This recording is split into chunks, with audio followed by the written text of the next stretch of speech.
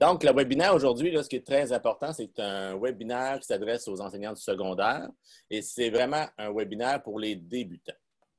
On a monté vraiment cette formation-là en se disant, depuis le début de la crise, on rejoint les personnes qui sont assez à l'aise avec l'informatique et qui se débrouillent. Puis on voulait ratisser un peu plus large, puis aller chercher les plus craintifs, ceux qui commencent avec l'intégration des TIC. Gênez-vous pas, hein, si je vois des figures qu'on a déjà vues dans d'autres webinaires. Si vous voyez que ça ne correspond pas à vos besoins, on ne le prendra pas personnel. À la limite, on parlera, moi et Mélissa, tout seul à la fin. Il n'y a pas de problème. Mais on va voir des trucs vraiment de base pour pouvoir faire face à la situation actuelle. On n'ira pas très, très loin dans Google Classroom, par exemple. On va l'aborder très, très rapidement. Mais c'est vraiment introduction. En effet, parce que la semaine passée ou l'autre semaine d'avant plutôt, là, on a commencé à remarquer qu'on recevait de plus en plus de courriels de gens qui nous disaient tu sais, je suis sur votre site web, mais il y a tellement d'informations, je ne sais plus par où commencer, je ne sais pas par où donner de la tête. Fait que dans le fond, le but de ce webinaire-là pour débutants, puis on en a fait un pour préscolaire, premier cycle du primaire. On en a fait un autre pour deuxième et troisième cycle du primaire, puis un autre pour le secondaire parce que les approches vont être un peu différentes là, selon la clientèle, évidemment. Alors, dans le fond, ce qu'on vous propose, c'est d'y aller comme en 3 étapes. Puis, dans le fond, on vous oriente un peu plus par rapport à si vous décidez, par exemple, d'utiliser Classroom. On vient plutôt vous guider sur qu'est-ce que vous devriez faire en premier, quel tutoriel vous devriez regarder puis maîtriser, puis on vous guide un peu plus. Mais c'est sûr qu'on ne va pas loin dans Classroom parce que si vous êtes présent aujourd'hui, c'est que vous n'avez probablement pas encore touché à Classroom vraiment, que vous en êtes tenu à la base. Fait, comme Patrick a dit, je sais qu'il y a des gens là, qui étaient présents hier justement à notre webinaire sur Google Classroom. Si vous sentez que ce webinaire-ci ne s'adresse pas à vous, sentez-vous bien à l'aise de quitter. Là. On est certain que vous avez plein d'autres choses à faire aussi. On ne le prendra pas personnel. On va juste vous barrer pour les prochains webinaires. Mais non, c'est une blague. Alors, contenu du webinaire. Donc, c'est sûr qu'on a une situation exceptionnelle et Patrick va faire une petite activité avec vous par la suite. Ensuite, on a décidé de procéder, d'identifier, dans le fond, les différentes étapes là, de communication avec nos élèves avec le système de losange, c'est les niveaux de difficulté là, sur les pistes de ski. Alors, on a les bases. Ensuite, la visioconférence, là, quand vous êtes rendu à faire de la visio, vous êtes niveau intermédiaire. Puis, quand vous choisissez un ENA, donc Environnement numérique d'apprentissage, là, vous êtes rendu, c'est une coche au-dessus, là. Ensuite, on va parler de structure de cours, donc comment on peut organiser nos cours, soit à distance entièrement. Là, au secondaire, vous avez probablement vu dans les médias hier qu'il y a quand même des bonnes chances qu'en septembre, on soit entièrement à distance. Puis, je tiens à préciser que admettons là, que, je ne sais pas, par miracle, là, la situation est rétablie puis qu'au mois de septembre, on est en présentiel 100% du temps avec 100% des élèves. Il n'y a absolument rien de ce que vous êtes en train de faire en ce moment qui va être perdu. Google Classroom, entre autres, là, je l'ai utilisé avec des élèves alors que je les voyais 8 fois cycle. Puis c'est hautement bénéfique, là, même si on n'est pas à distance. La visioconférence, je l'avais déjà aussi utilisée pour de la récupération. Ou, le soir, c'est sûr qu'on y va chacun selon... moi, j'aimais ça, là, faire des récupérations de soir. Là. Je donnais des blocs horaires avant des examens et tout ça. Donc, il n'y a rien qui va être perdu, ça, je vous le promets. Finalement, Patrick va vous présenter quand même pas mal de ressources numériques là, que vous allez pouvoir réutiliser. Puis ensuite, on va répondre à vos questions. Là, c'est le fun parce qu'on est juste 30. On est une trentaine, donc gênez-vous pas là, pour poser vos questions. Là, on va prendre le temps que ça prendra. Patrick, tu enchaînes? Patrick, t'es où?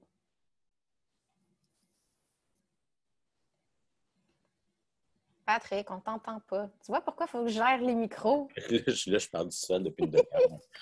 Est-ce que tu veux mettre l'invitation du webinaire dans la conversation? Parce qu'il y a des gens qui m'ont dit qu'il n'y avait pas... Il y a des collègues qui n'ont pas reçu l'invitation. Pour vrai? Eux, s'ils veulent le faire suivre à leurs collègues pendant la formation, là, ce serait bien. Donc, oui, on est une équipe de 3, l'équipe des pédagogiques. Il y a moi puis Maryse qui sont en TIC à temps plein. Donc, ça fait 7-8 ans, peut-être Maryse, 2-3 ans de plus que moi, qu'on est en commission scolaire puis qu'on couvre l'ensemble de l'intégration des TIC. Et puis, il y a Mélissa, qui est la petite nouvelle qui vient d'arriver, qui a un pourcentage de tâches en TIC. Elle n'est pas à 100%. Elle a aussi CP transdisciplinaire, parce qu'elle s'occupe aussi de la mesure 3810. Donc, mettons qu'on est 2,5, mais une bonne moitié pour Mélissa. Il y a aussi, derrière nous, on ne l'a pas écrit là-dessus, Mélissa, mais il y a une équipe de techniciens aussi. Il y a 2 techniciens qui travaillent maintenant avec nous qui s'occupent de tout ce qui est fonctionnel. Donc, si on a des besoins fonctionnels, on a 2 techniciens, 2 opérateurs plutôt, puis 1 technicien qui vont répondre aux questions fonctionnelles. Ça nous enlève un gros poids sur nos épaules. Ce serait quoi, par exemple, Patrick? Peut-être qu'il y en a qui ne le savent pas, c'est quoi un support fonctionnel? Fonctionnel, je ne sais pas comment mettre ma signature dans un courriel. Je sais, mon navigateur, notebook, la caméra ne semble pas fonctionner. J'arrive pas à me connecter à Zoom. C'est ça. Le mot de passe ne fonctionne pas quand je le rentre. Classroom, il y a plein de trucs dans Classroom. Là. De ce temps-ci, nos 2 amis, là, ils font du Classroom presque mur à mur. Oui. Et on est très heureux de les avoir, parce que sinon, on ne serait pas là. Ouais. J'ai ajouté l'adresse. C'est vraiment une adresse à conserver là, dans l'onglet Converser, donc support fgg@cslaval.qc.ca. Et puis, ils ont comme mission là, de répondre en 24 à 48 heures maximum.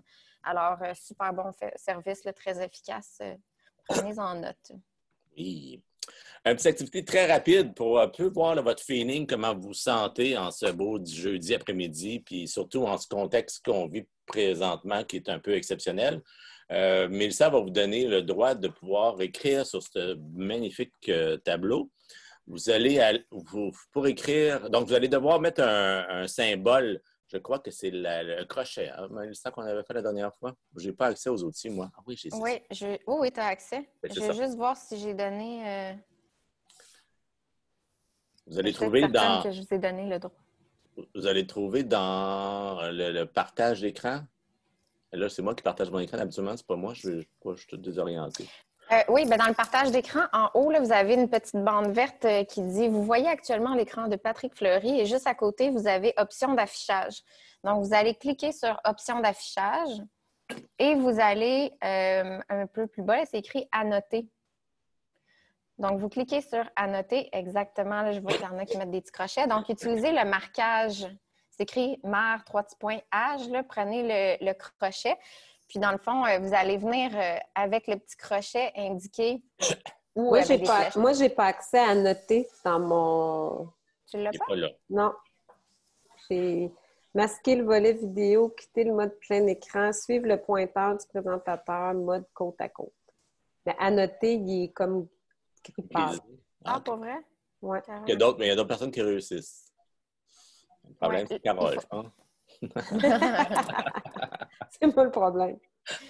Là, en même temps, vous pouvez tester aussi la fonction annoter. Ça, c'est quelque chose que vous pourriez faire avec les élèves aussi, là, quand vous utilisez le tableau blanc, entre autres, là, avec eux.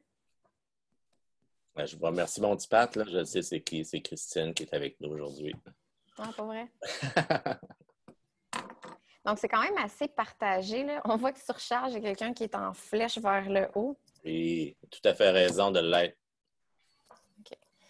Puis la réflexion est importante aussi. Hein. On a beaucoup de décisions à prendre rapidement. On a des choix à faire, des stratégies à établir. Beaucoup de zones, on disait des contrôles. C'est super le fun. Heureux et fier de relever ce nouveau défi. Bien, tu sais, c'est sûr qu'on n'a pas juste une émotion. Là. Non, c'est ça, on peut le mettre plusieurs places. Hein. On ne l'a pas dit, mais... Ah ouais.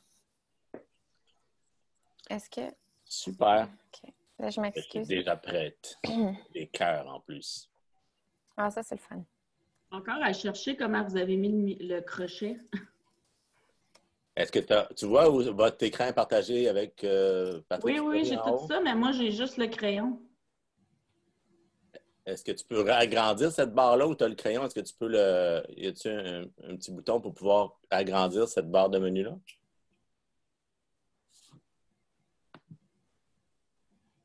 Pour les... OK, je vais regarder tantôt, merci. Pas de problème. On pourrait regarder à la fin sans problème. En passant, là, tout ce qu'on va dire aujourd'hui, là, c'est la prochaine diapo, je vais attendre. Oui. On pourrait passer à la prochaine diapo. Si jamais il y en a qui ont des petits bugs là, avec Zoom, je pourrais rester après pour vous en parler un peu plus là, pour qu'on puisse regarder. C'est comme par exemple, je vois une question, mon Zoom est en anglais, est-ce que quelqu'un sait comment le mettre en français? On regardera à la fin de la présentation. Ou dans la section Zoom. Je vais parler de Zoom tantôt. Justement, tout ce qu'on va vous dire aujourd'hui, là, ça se trouve sur notre site Web. On a créé un site Web au début de cette crise pour pouvoir répondre aux besoins, surtout tout ce qui est en lien avec l'enseignement à la maison. Donc, et ça déborde, c'est certain, là, mais vous allez avoir beaucoup, beaucoup d'informations sur ce site-là. Il y a des capsules débutants, il y a des capsules, tout ce qui est Classroom, tout ce qui est Zoom. Mélissa a fait des super capsules pour utiliser Zoom. Comment utiliser le tableau blanc qu'on vient de faire. Là. Il y a une capsule là-dessus qui va tout vous expliquer comment faire dans tous les détails. Gênez-vous pas. On a fait un lien court qui est en bas, là, le bit.ly, trousse numérique CSDL. Ça s'obtient bien. Puis on va les voir peut-être plus tantôt. Ouais. Ah oui, c'est ça. Pour avoir un accès rapide, là, je ne le ferai pas avec vous. Je vais le faire. Okay? On est dans une formation débutant. Là. Si vous allez dans votre BV, donc, ici, vous avez votre BV. On a fait rajouter le lien pour que ce soit facile. Vous oubliez l'adresse, vous ne vous souvenez plus de le trouver. Dans votre BV, onglet ressources ici. Si on descend, on a fait rajouter le lien ici, trousse numérique CSDL. Fait que ça, là, c'est vraiment la Bible. Vous allez avoir du matériel en masse.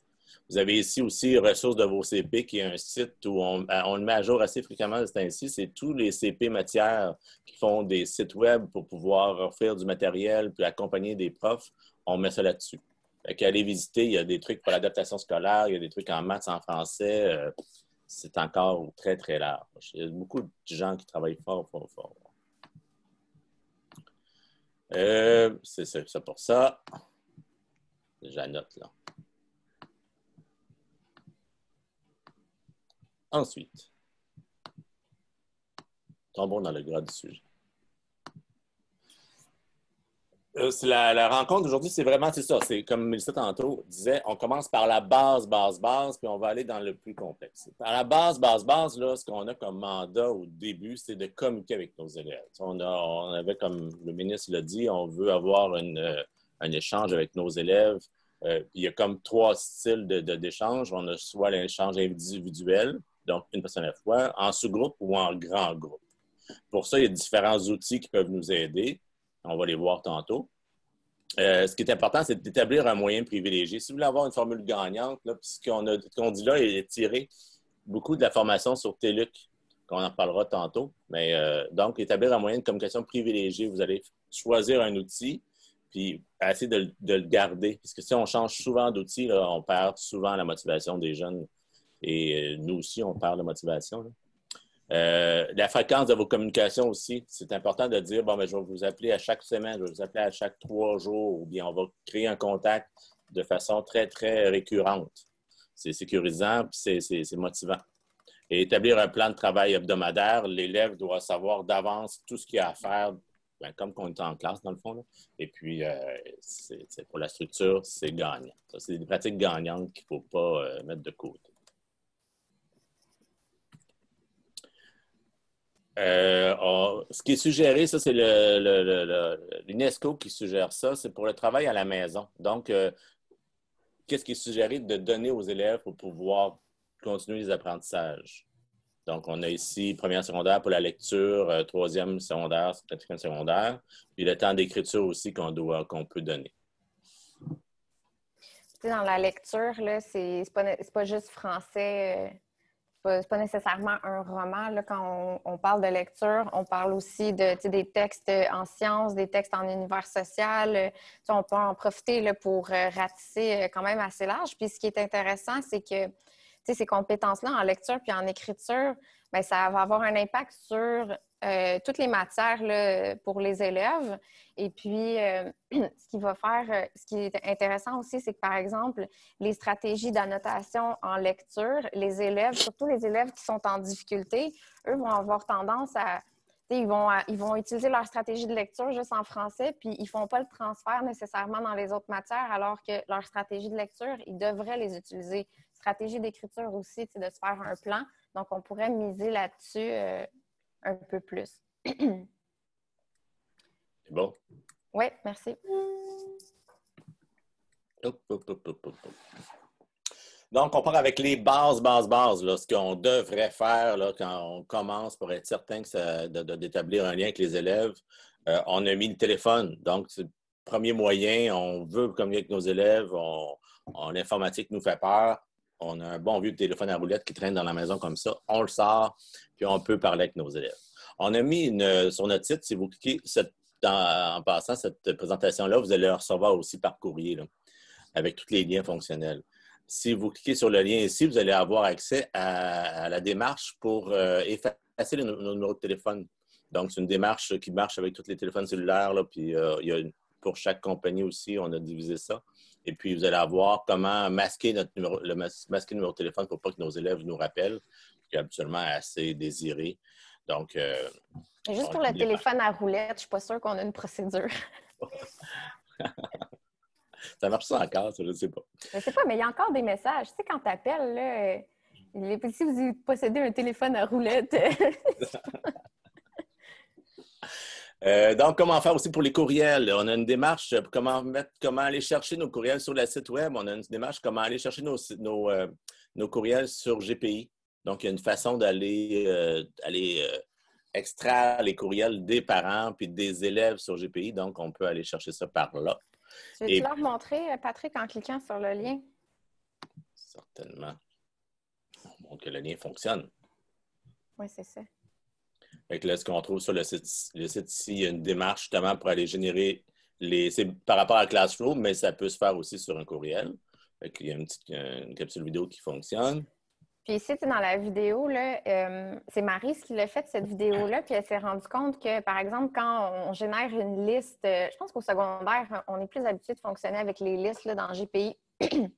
Donc, quand vous générez une liste, là, il y a tous les champs que vous pouvez sélectionner. Là, si vous voulez avoir le nom, le numéro de fiche de l'élève, il y a le courriel de la mère, courriel du père. Puis il y a aussi, généralement, il y a 2 options. Il y a le courriel de l'élève, puis en dessous, c'est écrit aussi courriel de l'élève, portail entre parenthèses. C'est cette adresse-là, c'est cet onglet-là qu'il faut que vous sélectionnez pour aller chercher les adresses valides des élèves. J'ai reçu un message cette semaine me disant que, je ne me souviens pas c'est à quelle école, mais il y a une école que les courriels d'élèves n'apparaissaient pas du tout, ni une ni l'autre des fonctions. Donc, si ça arrive, là, ce serait, si je ne me trompe pas, c'est de valider avec votre TOS. C'est le TOS qui peut activer cette fonctionnalité-là, ou en tout cas ce champ-là, dans liste GPI. Ça se peut que si Mosaïque n'est pas activé dans l'école, ils n'ont pas accès à cette zone-là? Toutes les écoles secondaires non, toutes les écoles secondaires ont ça. En tout cas, de ce que j'ai compris de ce qu'on m'a dit, là, il fallait que le TOS l'active. OK. Super important aussi, il y a une démarche comment débloquer le champ CCI dans des courriels. Le CCI, ça permet d'envoyer des courriels avec les adresses cachées. Donc, on pourrait mettre les adresses cachées de tous les autres parents dans CCI, les adresses des parents dans CCI. Comme ça, les parents ne voient pas l'adresse des autres parents. Toujours pratique. Et on peut mettre aussi l'adresse de l'élève en CC aussi, ou le parent en CC pour être certain que le courriel se rende à un des deux, dans le fond.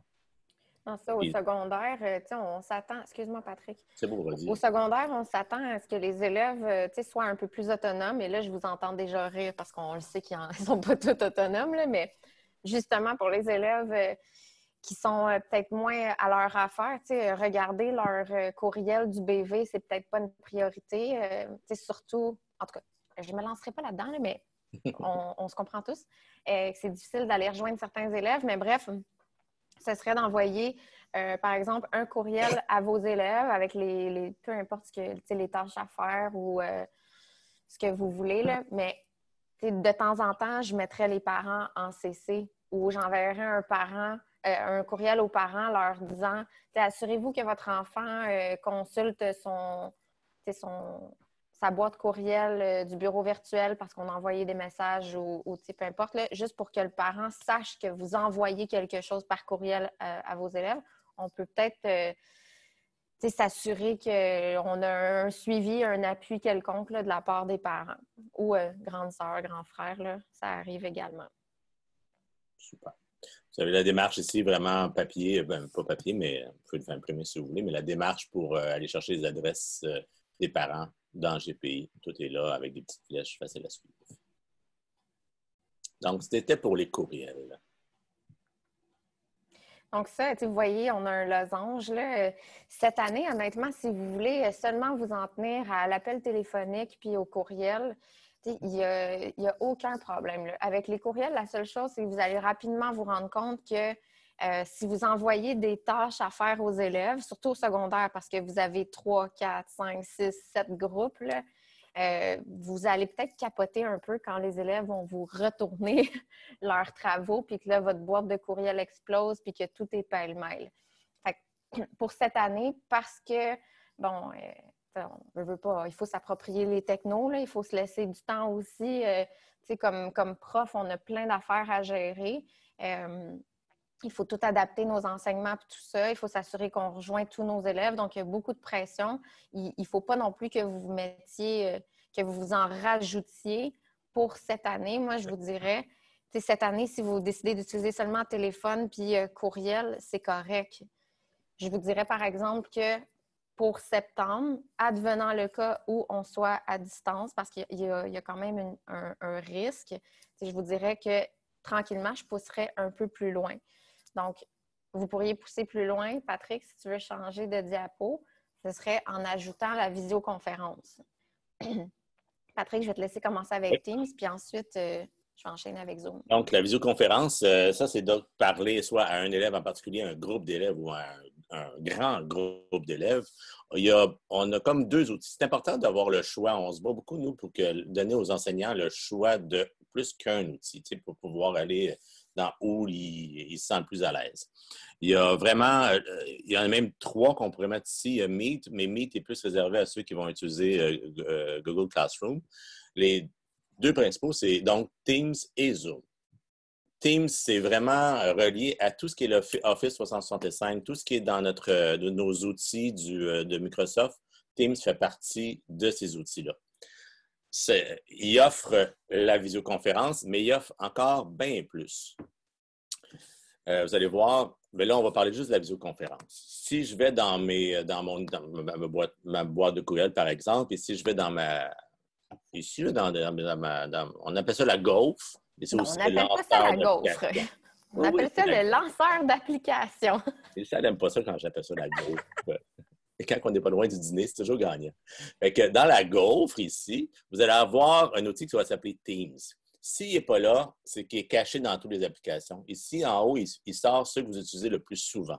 Fait que s'il n'est pas là, on clique sur les applications puis il va apparaître. Donc, moi, vous voyez ici, si je clique dessus, je rentre dans mon univers Teams. Teams, là, en gros, là, il peut gérer des devoirs, il peut gérer il y a des discussions pour les élèves. C'est comme le penchant de Google Classroom fait par Microsoft. C'est comme une religion. Il y en a qui sont très Google, il y en a qui sont très Teams, mais il y a beaucoup plus de Google de ce temps-ci. Parce qu'honnêtement, la plateforme Google va quand même mieux. Je vois Mélissa sourire en coin. Donc, comment faire une visioconférence dans Teams avec nos élèves? C'est simple, simple, simple. La seule chose qu'il faut savoir, c'est qu'il faut passer par le calendrier.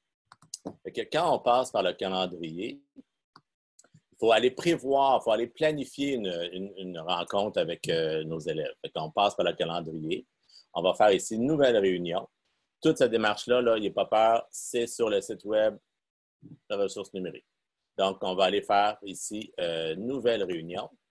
Et là, on va tomber dans notre outil pour faire la planification d'une activité. Je vais lui donner simplement un nom. Donc, rencontre élève. Rencontre. Je vais juste appeler ça rencontre.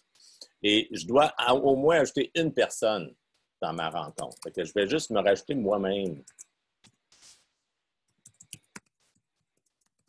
Le fait de rajouter quelqu'un, ça va lui dire, ah, ben moi, je veux qu'il fasse une visio. Fait que, on va rajouter une personne. Il me trouver, c'est bon. Je peux organiser l'heure, donc je vais dire à quelle heure que je veux que ça commence, que ça se termine. Je peux même rendre ça récurrent si vraiment je me dis à tous les lundis, je veux faire ça.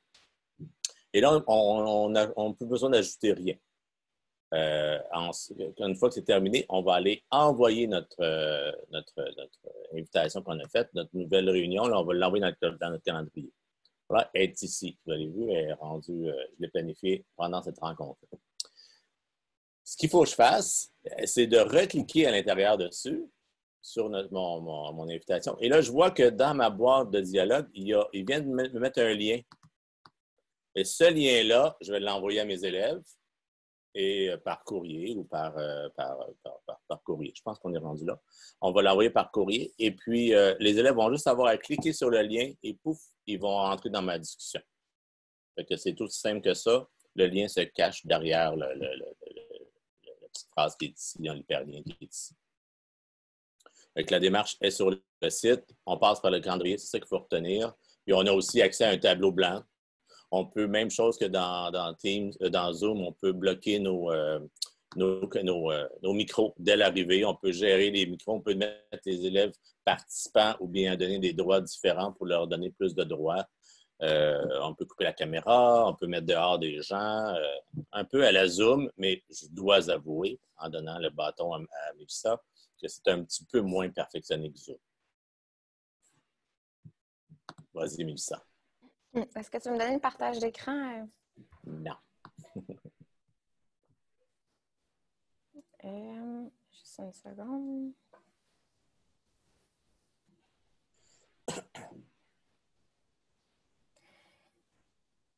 Je m'en viens.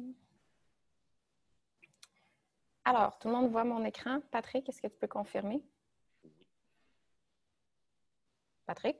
Oui. OK, super. Donc, oui, Zoom. J'ai comme été associée à Zoom depuis le début du confinement, là, parce que c'est moi qui avais commencé à faire les tutoriels avec Zoom. Patrick a raison. Moi, je suis vendue Zoom, honnêtement. Là, j'aime beaucoup, beaucoup l'outil.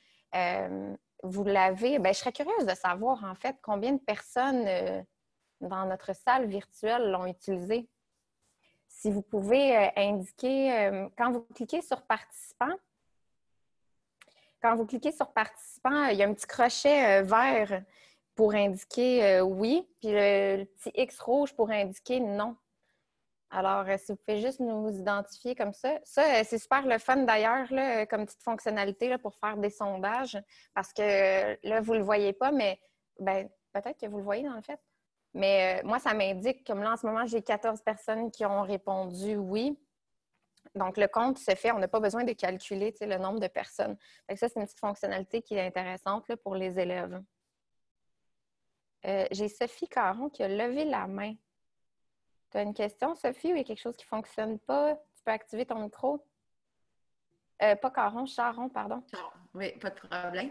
Moi, je voulais juste mentionner que je suis celle qui a expérimenté vendredi le Zoom avec ses élèves pour un premier cours. Oui. Et là, j'ai passé la fin de semaine sur Zoom pour avoir la formation parce que moi, j'ai eu des personnes qui ont partagé des affaires pornographiques sur le chat, qui ont écrit mon tableau. J'ai envoyé un courriel à tous les enseignants.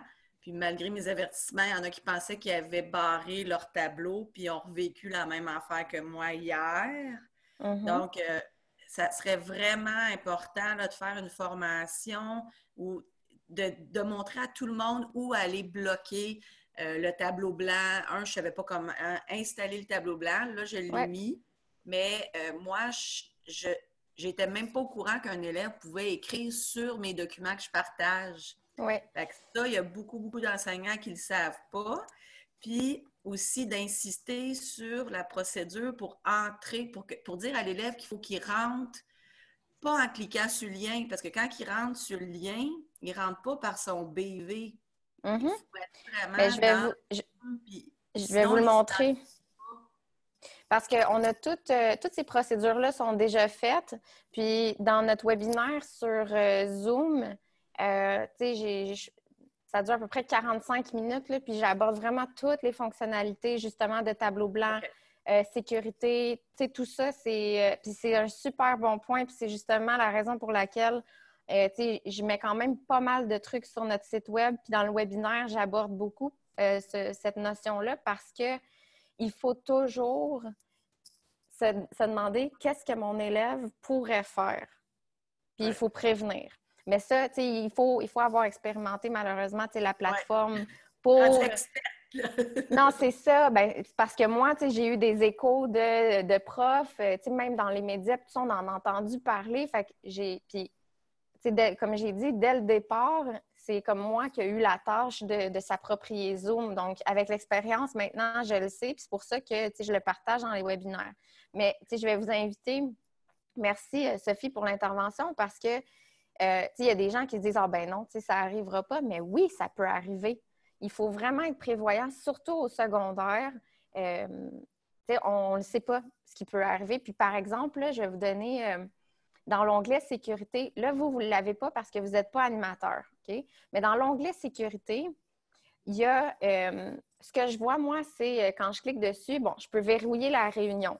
Verrouiller la réunion, ça fait en sorte qu'une fois que j'ai commencé ma présentation, les élèves ne pourront même pas entrer dans la salle d'attente. C'est comme si on manquait le bateau. Ma porte est fermée, puis ils ne peuvent plus entrer. Ensuite, j'ai autorisé les participants à...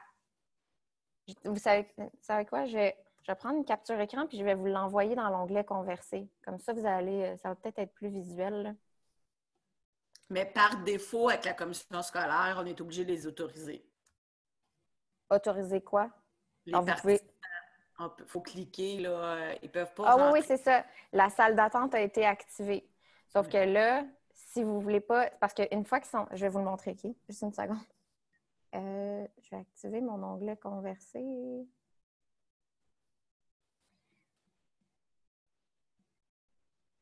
Ah, je ne peux même pas le mettre. Je l'ai désactivé. Ah oui, c'est bon, je l'ai. OK. Juste une seconde, là, je me parle à moi-même.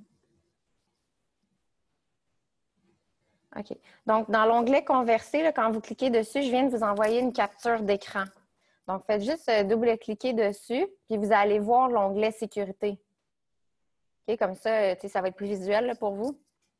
Donc, vous voyez que autoriser les participants, ici, je peux autoriser les participants à partager l'écran. Si je ne veux pas qu'ils partagent leur écran, il faut que je le décoche. Discuter. Je peux décocher aussi pour que les élèves ne soient pas capables d'écrire dans l'onglet « Converser » là, ou si votre application est en anglais, c'est dans le chat. Ça, vous pouvez le désactiver, mais ça fait en sorte quand même que vous, comme animateur ou comme co-animateur, vous pouvez quand même leur envoyer, par exemple, un fichier ou vous pouvez quand même leur écrire. Mais ils ne pourront pas s'écrire entre eux en privé, puis ils ne pourront pas partager des niaiseries. Juste en dessous, vous avez « Se renommer eux-mêmes ». Si, admettons, vos élèves, là, ils ont fait comme ils devaient, ils se sont connectés à leur application, à leur compte Zoom de l'ACS, vous les avez vus rentrer, mais qui peuvent quand même se renommer après, puis qui décident de fermer leur caméra, puis qui se mettent à dire des niaiseries, à écrire des niaiseries, à partager leur écran, peu importe, vous ne saurez pas c'est qui. Donc, il ne faut pas cocher se renommer eux-mêmes. On ne veut pas que les élèves soient capables de changer leur nom, fermer leur écran, parce que là, ils deviennent anonymes. Puis c'est quand même un danger. On prend un risque. Puis, juste en dessous, vous avez annoté le partage d'écran. Ça, ici, on peut le désactiver parce que là, vous avez remarqué, dès que je partage mon écran, je ne suis pas obligée d'être dans le tableau blanc. Tantôt, vous écriviez par-dessus, dans le fond, notre présentation slide. On n'a même pas besoin d'être dans le tableau blanc pour qu'il puisse annoter, mais je peux le désactiver à cet endroit-là. Puis finalement, s'il y a un élève qui fout le bordel, bien, vous pouvez les supprimer. Votre salle, là, votre visioconférence, c'est l'équivalent de votre salle de classe. Vous ne laissez pas entrer n'importe qui. C'est vous qui êtes maître. Puis s'il y a quelqu'un qui fout le bordel, on le met à la porte. C'est la même chose. Alors, ça, c'est l'onglet sécurité. Fait que, tu sais, puis ça, c'est un ajout qui a été fait quelques semaines après qu'on ait commencé à utiliser Zoom. Là. C'est après tout le scandale dans les médias, justement, parce qu'il y avait des personnes qui popaient là, par surprise dans les visioconférences. Donc, Zoom a rajouté cet onglet sécurité-là, justement pour donner un peu plus de contrôle aux animateurs. Sur notre site web, donc, vous avez le lien dans notre présentation slide. Patrick l'a dit, on va vous l'envoyer tantôt. Dans la section enseignement à distance, ici à gauche, vous avez dans Communiquer Zoom enseignant. Donc, il y a un onglet pour une utilisation sécuritaire de Zoom. Tu sais, je ne vais pas tout aller lire avec vous, mais je vous montre où les informations se trouvent. Donc, vous avez quand même plusieurs conseils de sécurité ici, des choses à faire, à ne pas faire quand on est avec des gens qui sont connectés avec leur compte CS ou quand on est avec des participants de l'extérieur. Ensuite, si admettons votre élève a oublié son mot de passe, vous avez une procédure ici. Vous avez toute la procédure pour télécharger l'application Zoom. Okay? Puis on indique clairement qu'il faut passer par l'authentification unique et que l'authentification unique, c'est CS Laval. Je vous dirais que vos élèves n'ont pas besoin de télécharger l'application. Comme animateur, je vous le suggère fortement parce qu'on a accès à, premièrement, l'application est plus performante que la version web. Puis aussi, ça vous donne accès au tableau blanc. Tu sais, il y a certaines fonctionnalités qui ne sont pas disponibles quand vous êtes sur la version web ou si vous êtes sur un iPad ou un téléphone. Donc, par exemple, le tableau blanc fonctionne juste sur l'application, sur un PC ou sur un Mac. Ça ne fonctionne pas avec autre chose. Pour vos élèves, je vous dirais qu'ils peuvent se connecter à Zoom via Internet, puis le procédurier, il est juste ici. Voyons, j'essaie de cliquer. Ça, cette page-là, vous pouvez leur envoyer aux élèves pour leur indiquer comment se connecter. Là, ils ont le choix, c'est soit qu'ils se rendent à l'adresse suivante, donc cslaval.zoom.us, puis là, ils vont arriver directement sur la page de la commission scolaire de Zoom. Sinon, ils peuvent passer par leur bureau virtuel et on a fait ajouter le lien vers Zoom. Là, vous voyez tantôt, ils peuvent aussi rejoindre le lien vers Google Classroom, mais Zoom est ici. Et quand ils arrivent sur le site web, ils ont juste à se connecter. Et là, on leur dit, là, il y a le pop-up commission scolaire, là, ton adresse, ton numéro de fiche, @cslaval.qc.ca, etc. Donc, cette page-là, là, vous pouvez leur envoyer sans problème. On a essayé vraiment avec notre site web là, de vous outiller comme prof, mais d'outiller aussi les élèves pour qu'eux aussi soient capables de maîtriser les outils. On a ici une participation positive là, avec la visioconférence. On a 7 règles. Ça, vous pouvez la réutiliser. Vous la téléchargez, là, puis il n'y a pas de problème. Ça, c'est pour les mots de passe. Donc, ça, c'est pour notre site web. Je vais vous montrer pour une utilisation sécuritaire de Zoom, juste en un clin d'œil. Quand il y a des petits bugs avec Zoom, là, tantôt, on en a vu des gens qui essayaient de se connecter puis que ça ne fonctionnait pas, même s'il y avait le bon mot de passe pour rentrer dans la salle. Des fois, il y a des petits bugs techniques comme ça. C'est ici qu'on les affiche. Donc, problème de mot de passe, c'est un problème qui était récurrent pour Zoom la semaine dernière. Puis là, ça persiste un tout petit peu, là, mais si vous avez ce genre de problème-là, allez consulter cette page-là parce qu'on vous donne plusieurs informations.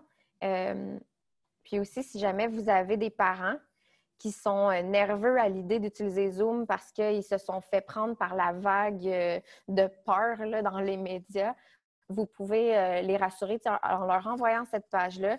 Donc, il y a tous les changements qui ont été faits par Zoom pour sécuriser leur plateforme. Puis aussi, la commission scolaire a ajouté également des mesures supplémentaires pour sécuriser davantage l'outil. Vous avez accès aussi à tous les tutoriels là, de Zoom. Il y en a quand même plusieurs. Je pense que c'est ici. Télécharger Zoom. Là, il faut que je modifie là, parce qu'il y a des choses qui ont changé. Là. Télécharger Zoom, par exemple, l'onglet « Invité » n'existe plus. Il est inclus dans « Participants », mais la base est là quand même. Là, ça fonctionne.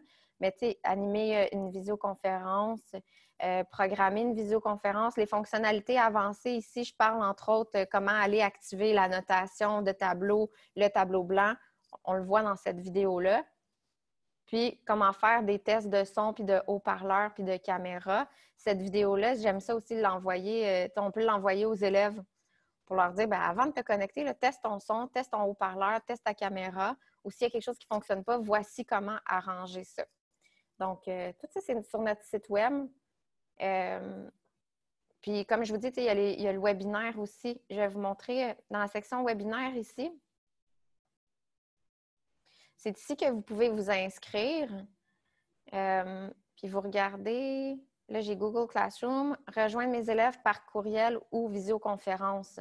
Donc, vous pouvez vous inscrire. La prochaine date, c'est le 29 mai. Mais si vous ne voulez pas attendre, si on descend un tout petit peu, là, gardez contact grâce au courriel ou visioconférence. On a enregistré notre session du 7 mai. Vous y avez accès. Donc, tu sais, généralement, c'est somme toute le même contenu qui revient.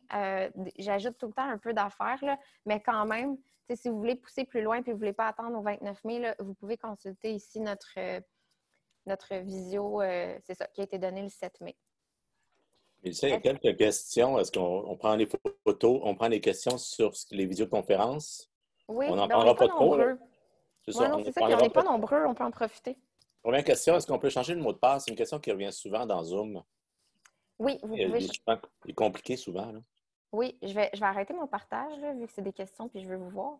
Mais oui, la seule chose, là, c'est qu'on peut modifier le mot de passe, mais juste quand on programme une rencontre. C'est quand vous la démarrez comme ça sur le fly ou si vous utilisez, parce qu'on peut rajouter là, comment ça s'appelle, Patrick? Une espèce de module complémentaire là, dans notre calendrier Outlook. Un add-on. Un add-on dans le calendrier Outlook. Ça, si vous procédez par là, vous ne serez pas capable de modifier le mot de passe. Il faut vraiment être sur l'application, puis programmer une rencontre, puis là, on peut modifier le mot de passe. Parfait. Est-ce que Sophie Charon, est-ce que c'est une vieille question? Ah, je pense que oui. Je n'avais pas baissé la main. Parfait. Carole? OK, j'ai 2 questions. En fait, est-ce que c'est mieux de faire générer, quand on fait un Zoom, de passer par notre identifiant personnel ou de faire générer une réunion, question de sécurité? C'est quoi qui est le mieux?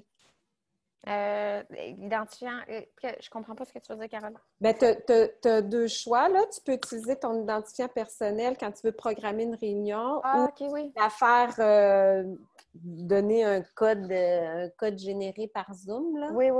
On a comme une salle personnelle. Là. Oui, c'est ça. Qu'est-ce qui est préférable? Je te dirais que ça n'a pas vraiment de différence. Okay. Au départ, là, avant qu'on commence à justement ajouter la salle d'attente, puis avant qu'on impose un mot de passe, parce que le mot de passe n'était pas obligatoire, on déconseillait fortement d'utiliser la salle personnelle. Parce que dès que les gens avaient votre numéro de salle, ils pouvaient juste popper dans votre réunion n'importe quand, là, quand vous étiez en ligne. Alors, mais là, en ce moment, ça ne dérange pas de temps. OK. Puis j'ai une autre question. Oui. Y a-t-il une façon que nos élèves ne nous quittent pas avant la fin de... avant que ça finisse? Parce que ça, c'est très long. Tu pourrais l'attacher. On peut-tu les attacher ou y a-t-il une façon de... Parce qu'il y en a qui quittent, tu sais, ils sont tannés, pouf, ils s'en vont. Non, il n'y a pas moyen de les attacher à leur ordinateur. Mais tu sais... Sauf un tirage de cartes cadeaux à la fin, genre. Ouais. Carole, il faut être très intéressante, c'est ça le secret. On y est pas tant, Caro! Je le sais! mais non, mais tu sais, c'est un bon indicateur, par exemple, parce que honnêtement, là, c'est difficile pour les élèves de rester attentifs aussi longtemps. Tu sais, puis on va y revenir tantôt là, quand on va parler de la structure d'un cours, mais on va essayer de pas nécessairement enseigner de la matière nouvelle en Zoom. On va, je ne sais pas si vous avez déjà entendu parler de la classe inversée, mais le principe de la classe inversée, c'est que la notion théorique est vue en asynchrone. Donc, on envoie par exemple une capsule vidéo à l'élève ou un texte à lire sur de la nouvelle matière. lui, il le fait sur son temps, quand il est disponible, tant temporellement que mentalement, là. Mhm. Puis après ça, dans le fond, on va revenir ouais, Patrick, on peut peut-être prendre de l'avance, là. Donc, on va revenir avec l'élève pour faire un retour, répondre aux questions, faire des exercices en pratique guidée. Fait que, l'élève, dans ce temps-là, il est plus actif. Je pense que ça prend comme un système d'émulation virtuelle ou quelque chose de même. Là, on est en train de cogiter là-dessus parce qu'ils ne se sentent pas concernés. Ben là, cette année, c'est particulier aussi. Ils se sont fait dire depuis le mois de mars que leur année n'était pas nécessairement en jeu. Fait que si l'élève il a passé sa première, deuxième étape, on peut-tu lui en vouloir de se dire que de ne pas être super motivé? Je les comprends, là. Malheureusement, c'est triste, mais je les comprends. Merci. Mais c'est ça. Merci. De rien. Nico. Oui, bonjour. Moi, j'appelle, je veux revenir à l'aspect d'envoyer, que vous nous suggérez, d'envoyer la méthodologie pour peut-être joindre Zoom, comment faire. Et moi-même, je suis maman de 3 enfants, dont 2 au secondaire. Puis les parents sont déjà, ils reçoivent des courriels incroyables. On s'y perd facilement. Oui. C'est plutôt peut-être une suggestion peut-être pour la rentrée scolaire l'année prochaine, qu'il y ait vraiment une structure que ça soit envoyé une fois, que pas chaque prof écrit son, puis il y a beaucoup d'énergie de perdue, là. Chaque professeur compose une petite lettre pour expliquer. Le parent, ça fait 6 fois qu'il reçoit.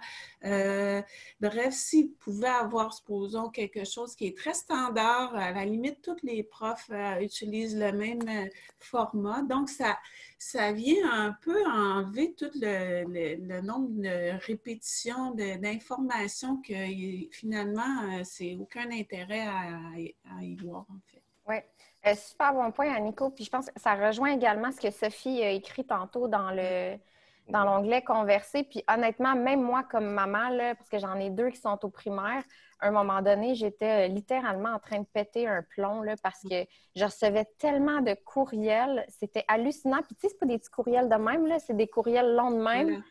Parce que chacun reprend pour expliquer, s'assurer que l'élève va comprendre, mais c'est le 6e courriel. Les parents essayent d'aller chercher l'information qui est le plus pertinent. C'est compliqué. C'est une suggestion, j'imagine. Mais c'est super. Honnêtement, je l'ai pris en note parce que on a déjà envoyé le message aux directions, surtout au secondaire. Au primaire, là, ça ne dérange pas s'il y a un prof qui utilise Moodle. Puis, non, il n'utilisera pas Moodle, là, mais s'il y a un prof qui utilise Classroom, un autre utilise Teams, l'impact est moins grand.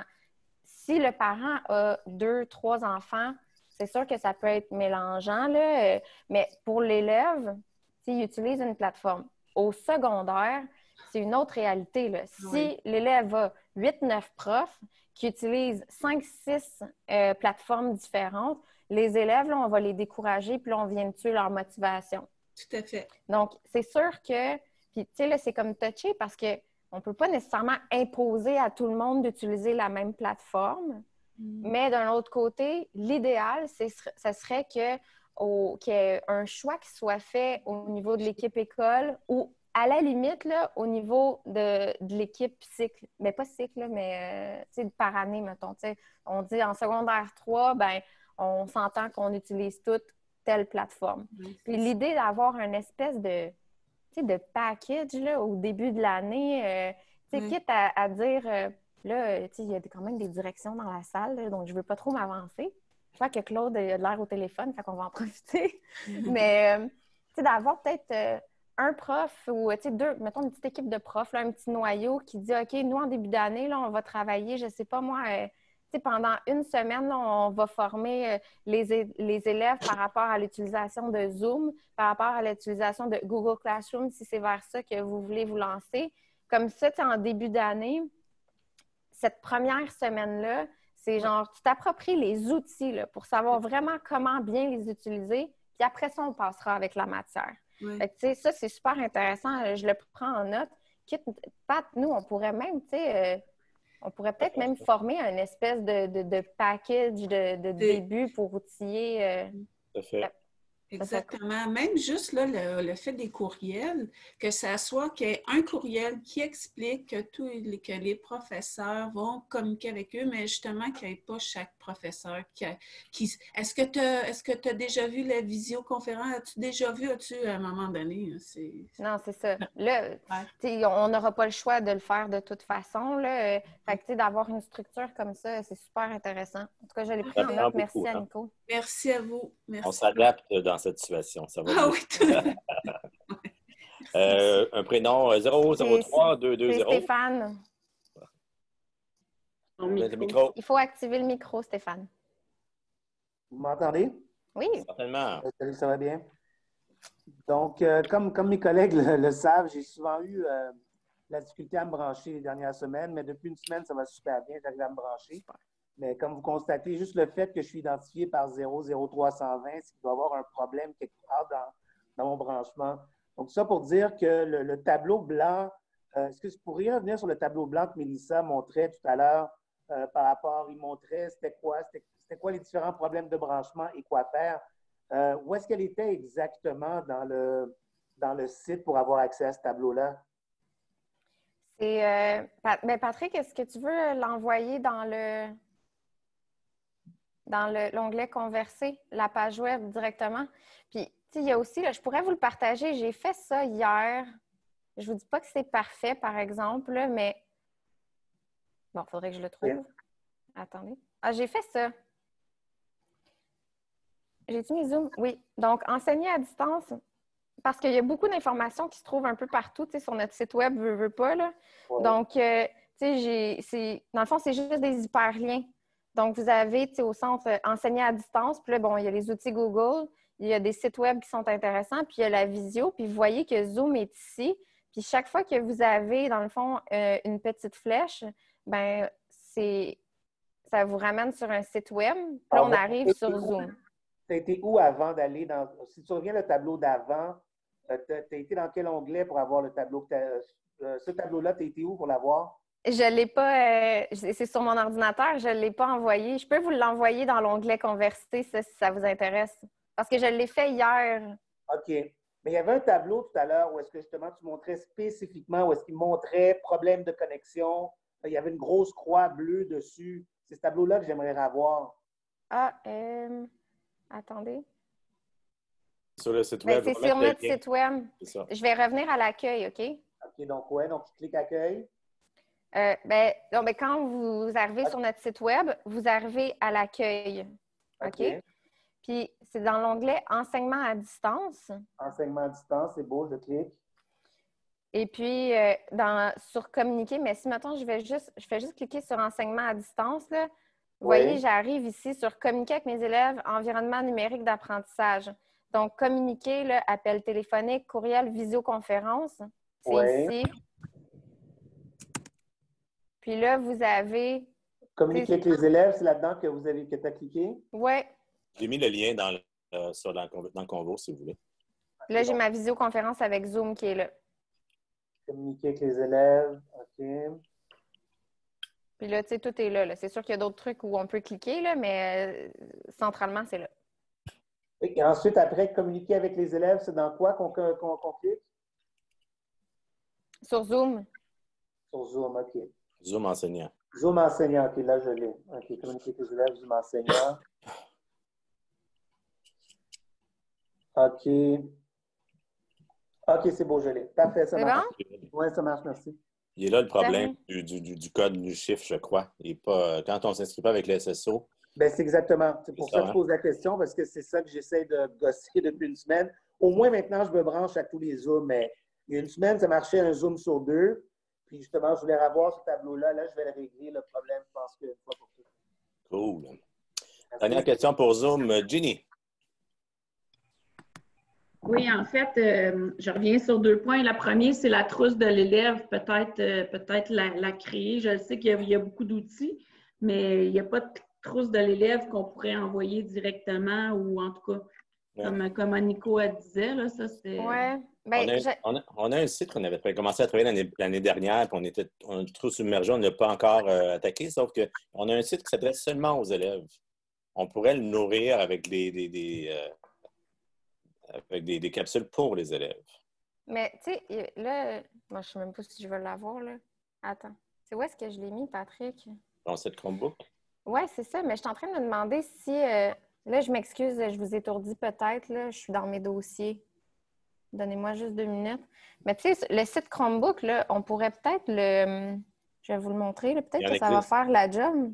On en parlera après. Mais c'est une bonne idée de faire un site dédié pour les élèves, là. Mais il y a déjà un site qui existe pour ça. Fait qu'on pourrait, en tout cas, on va essayer de trouver, on s'en reparle. Mais c'est vraiment quelque chose qu'il va falloir miser, c'est certain. Mais surtout pour peut-être septembre. Oui. C'est ça. Il y avait une deuxième question par rapport à Zoom. Éducateur physique, malaise avec les élèves qui sont en mouvement devant la caméra. Est-ce qu'il y a moyen de être en avant des élèves puis que les élèves ne voient pas les caméras des autres élèves, mais que moi, je vois les élèves? Je ne sais pas comment dire ça. Je ne sais pas si vous me comprenez. Ça, dans Zoom... Est-ce que vous comprenez ma question? Je vois mes élèves sur le tableau, mais eux ne se voient pas en interaction, en mouvement. Est-ce qu'il y a moyen de faire ça? Non, dans Zoom, c'est l'élève, tu sais, c'est le participant qui décide son mode d'affichage. Oui, parce que s'il enlève sa caméra, moi, je ne le vois plus. Non, c'est ça. Ben, puis même si l'élève enlève sa caméra, ça ne veut pas dire que tous les élèves vont avoir enlevé leur caméra, puis ils peuvent ils peuvent être vus quand même, là. Oui, mais en fait, c'est ça, Mais moi, je ne peux pas avoir un écran où je vois tous mes élèves, mais qu'eux ne se voient pas en interaction. Non. Ça ne se fait pas. C'est une bonne idée, par exemple. Oui. Je pense à mon problème à moi, là. Tout à fait. C'est fait pour travailler en collaboration. À l'origine, ces plateformes-là sont faites pour travailler en collabo. Oui. C'est pour ça que ce serait une option, c'est super intéressant. C'est juste parce qu'il y a un malaise physique chez certaines personnes, là, dont moi en passant, là. Mais je pense à mes élèves aussi en interaction. Tu sais, je vois des Zooms en éducation physique qui se voient en live, c'est le fun. Mais à un moment donné, c'est une question, ça se fait pas. Non, il y a peut-être Google Meet, Patrick, si je ne me trompe pas, que tu n'as pas la mosaïque. T'sais, toi, comme prof, tu peux t'installer, ça s'appelle Grid View, où est-ce que tu vas voir tes participants. Mais les élèves, s'ils ne se sont pas installés Grid View, ils ne verront pas tous les participants. Mais en fait, je ne voudrais pas qu'ils se voient en interaction, mettons. Mais dans le fond, c'est couper leur caméra. Mais oui, mais il faut qu'elle les voit. C'est ça. Moi, je ne les vois plus. Non, c'est... C'est un beau problème en éducation physique. Merci. Ouais. On a 2 choix. Soit qu'on garde les questions pour la fin et qu'on continue, ou bien qu'on répond aux 3 dernières questions sur Zoom. Bon, on pourrait peut-être répondre. Là. Les 3 dernières questions, là. Après ça, on va prendre les questions seulement à la fin. Fait que, Rémi. Bon, ça marche. Oui. Question rapide, puis ça englobe plus que Zoom. C'est juste parce que c'est évoqué depuis tantôt, c'est un point de vue éthique. Là, cette prof d'éthique, elle ne veut pas, mais la commission scolaire, est-ce qu'elle va prendre le soin d'envoyer un courriel? Parce que là, je me rends compte que l'histoire des caméras, ça lève des questions éthiques, ne serait-ce qu'un élève qui aurait des comportements illicites à la caméra. Là, puis je ne veux pas rentrer dans l'extrême, mais est-ce que la commission scolaire va prendre en place des mesures pour aviser les parents, dire, regardez, c'est une plateforme éducative, vous êtes responsable de votre jeune, s'il y a des comportements qui vont trop loin, vous aurez les conséquences. Juste pour être sûr d'éviter des débordements qui pourraient être évités si ne serait-ce que ses parents faisaient leur travail. T'sais. On a une politique d'utilisation des outils technologiques à la commission scolaire de Laval. J'en ai fait une version allégée là, pour les élèves. On pourrait vous la réacheminer, là, mais il y a vraiment une politique en vigueur qui dit que si les élèves utilisent les technologies de façon inappropriée, ils pouvaient se voir, premièrement, retirer leur matériel. Si on leur a prêté un ordinateur, ils n'ont plus accès. Mais au-delà de ça, on pourrait carrément fermer tous leurs comptes et qu'ils n'aient plus accès à rien. Pas le BV, pas l'environnement Google. C'est en vigueur en ce moment-là. Vous avez ce pouvoir-là. Mais la clé, c'est qu'il faut que vous soyez capable d'identifier vos élèves. Fait que là, ça revient à ce que je disais tantôt. C'est important que les élèves utilisent leur compte, par exemple, Zoom de la commission scolaire. Puis, ils ne doivent pas pouvoir se renommer pour devenir anonymes. Mais c'est un super bon point, Rémi. On pourrait Parce faire du pouce là-dessus. Là. Moi, j'ai certains souvenirs quand j'étais élève que je ne raconterai pas, c'est pas moi qui l'ai fait, mais il y a des affaires Laisse faire. il y a des affaires qui se font devant la caméra, c'est parce que là, ça devient du code criminel. Puis, tu comprends? Fait que c'est ça que je veux savoir. Ça, peut-être bon que les parents La politique l'aborde, ça. OK, c'est bon, parfait. Il faudrait peut-être juste en faire la promotion, mais c'est un super bon point. Je l'ai pris en note. On a une rencontre TIC cet après-midi, on va en reparler aussi. Monique.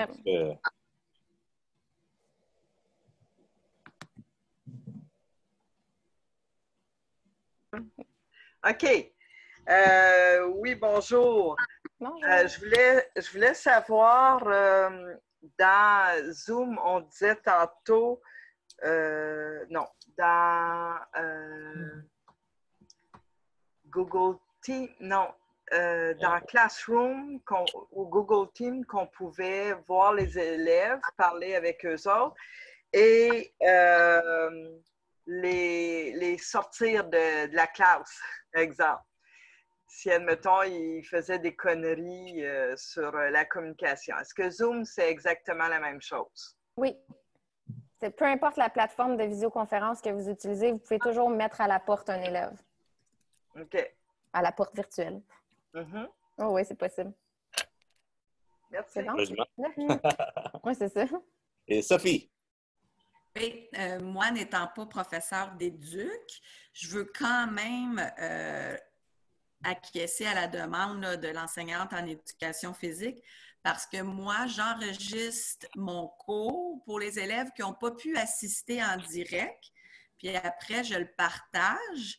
Donc là, il y a un cours que je n'ai pas pu partager, mon premier cours, parce que là, je voyais tous les élèves.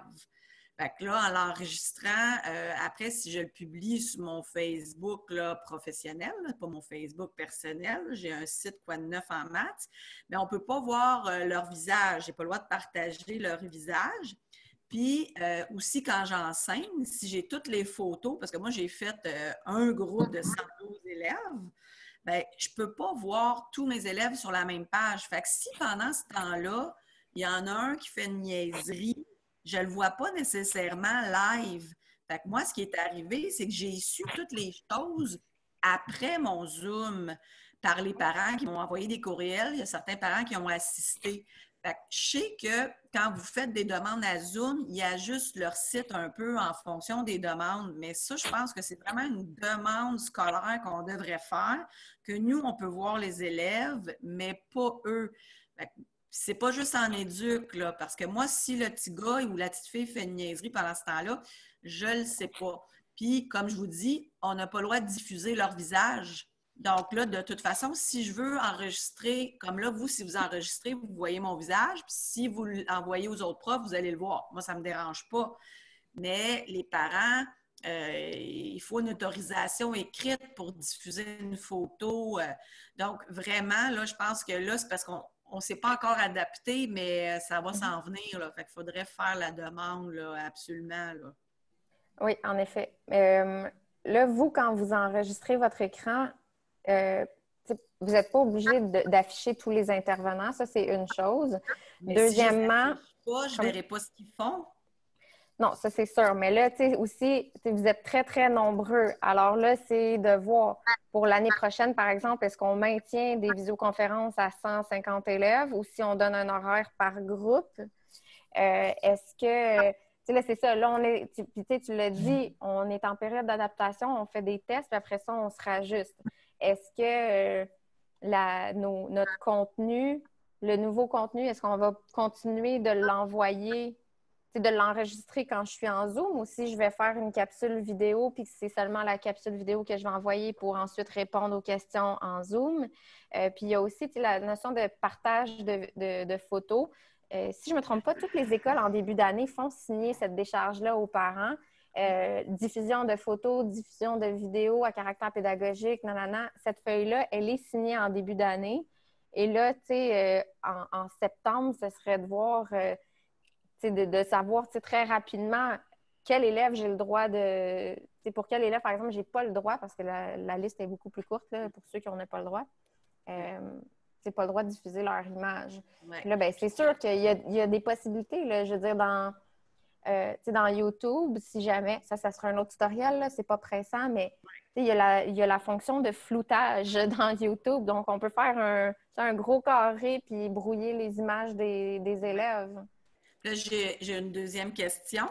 Pour l'instant, j'ai trouvé comme solution, j'enregistre mon cours sur Zoom toute seule dans ma cuisine, puis après, je le diffuse en direct à mes élèves. Par contre, si je prends directement mon vidéo que j'ai enregistrée, j'ai pas d'image, mais j'ai mon son. Fait que là, je l'insère dans un PowerPoint et là, je partage mon PowerPoint. Dans Zoom, ça? Oui. Ouais, c'est ça. Mais si je vais sur un lien Internet, mettons YouTube, là, on est capable de voir l'image et le son. Fait que je comprends pas pourquoi que si je partage un Zoom en partage d'écran, j'ai pas l'image. Patrick, c'est toi qui enregistres souvent?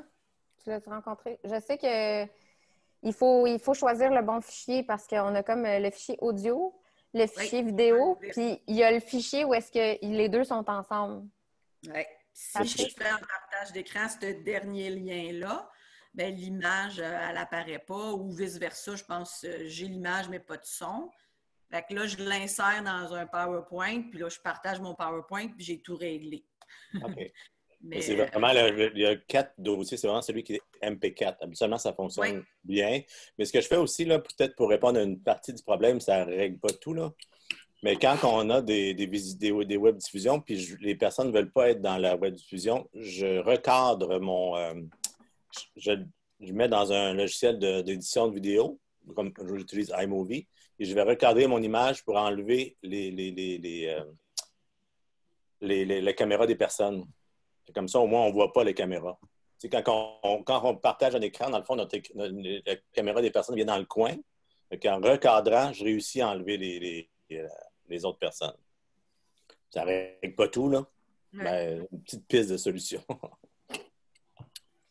Là, je poursuivrai peut-être. Là. Oui, c'est ça. Il y a juste, Caroline, ta question, c'était-tu pour mettre Zoom en français? Non, mais c'est pas grave. Jenny va m'envoyer la procédure. Fait que c'est correct. Je voulais juste savoir, pour Zoom, là, tu sais, comme on en avait déjà parlé, là, les ordinateurs OPEC, ils n'ont pas de caméra.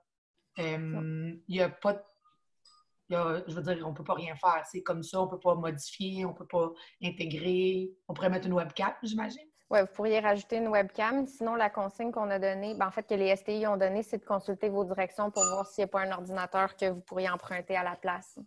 Et est-ce que les élèves ont des ordinateurs OPEC ou c'est juste les membres du personnel? Qui ont été prêtés là, pour les élèves. Je sais, écoute, c'était propre à chaque école. C'est eux qui ont décidé qu'est-ce qu'ils prêtaient aux élèves. Fait que ça se peut qu'il y en ait de l'OPEC. Parfait. Ma deuxième question. Ah, vas-y, Patrick. Ah, c'est beau. Il y a beaucoup de Chromebooks de prêter présentement. Là. Ouais. OK, parfait. L'autre chose, là, Carole, elle l'a écrit, je veux juste faire du push. Mettons, dans le Drive, on s'est créé une feuille pour avoir nos liens parce qu'on ne peut pas mettre les liens dans le Drive. Cependant, mettons, moi, j'ajoute un matériel numérique avec des liens. Est-ce que parce que je ne peux pas me créer une chaîne YouTube avec ces liens-là, les intégrer dans ma playlist. Fait qu'il faut encore que je les colle puis je les garde dans une feuille. Il n'y a pas moyen de mettre le lien dans le Drive. Non, tu ne peux pas garder un lien dans le Drive. C'est ça. OK. Non. Il y a ça pas serait de pour solution. envoyer aux élèves ou c'est pour toi, ton... Ben moi, mettons, ma version numérique aux élèves, je pourrais leur envoyer le lien à certains moments, mais je me demandais s'il y avait moyen de le garder dans le Drive ou non, il faut qu'il soit comme soit sur mon bureau. Il faut soit que tu le copies à quelque part, là, tu sais, mais mettons, tu pourrais te nommer un document, tu sais, ressources intéressantes, puis là, ben, tu te colles toutes tes affaires. Là. Moi, c'est ce que je fais. J'utilise Evernote, là, qui est une application de notes, dans le fond. Puis toutes mes notes sont là, mes hyperliens. Fait que c'est une application qui est intéressante. Là. C'est sûr que je ne vais pas rentrer dans les détails, mais Evernote, c'est super pratique. C'est vraiment bien, franchement. Là. Oui, Evernote. OK, je vais prendre ça. Merci. Oui, c'est ça, c'est Evernote. Il y a des blocs-notes de Microsoft qui se fait bien affaire aussi, mais là, si on mélange Microsoft, Google, ça peut être mélangeant. Sophie, j'ai répondu à toi seulement. Evernote, OK, parfait. Merci beaucoup. Plaisir. Evernote. Donc, alors, si on continue. Donc, première étape, on a commencé par des communications directes par téléphone ou par courriel. Ensuite, des visioconférences. Là, on tombe avec des 3 losanges. Donc, on est dans une piste un peu plus d'experts. Donc, ce qui apporte, c'est c'est des plateformes d'apprentissage. Environnement numérique d'apprentissage. J'avais un blanc de mémoire. Ce que ça permet, ces 3 plateformes-là, c'est qu'il va y avoir une interaction cette fois-ci. On va amener l'élève à pouvoir aller faire des visioconférences, mais il y a aussi d'aller soumettre des tâches, des devoirs, puis qu'il y ait un retour, qu'il y ait une réinteraction possible aussi avec l'élève. C'est vraiment, là, on commence à être dans l'enseignement à distance un peu plus rigoureux. Et puis, souvent, là, c'est la courbe, il faut s'approprier ces plateformes-là. Mais une fois que c'est bien approprié, on sauve tellement de temps comparé à si on utilise les téléphones ou le courriel. Tout est intégré. On peut envoyer les courriels facilement à tous nos élèves. Donc, c'est vraiment une voie le fun. Il y a 3 plateformes possibles à la commission scolaire. Le choix il est ouvert à 3 plateformes. La première que je veux mettre qui est au centre, c'est la Moodle. Moodle est utilisée dans quelques écoles secondaires. La courbe d'apprentissage est assez élevée. On ne la supporte pas nécessairement. Là, c'est plus Maryse Rancourt qui s'occupe de Moodle. Il y a c'est comme une religion, Moodle. Il y a quelques profs là, qui jurent que par ça.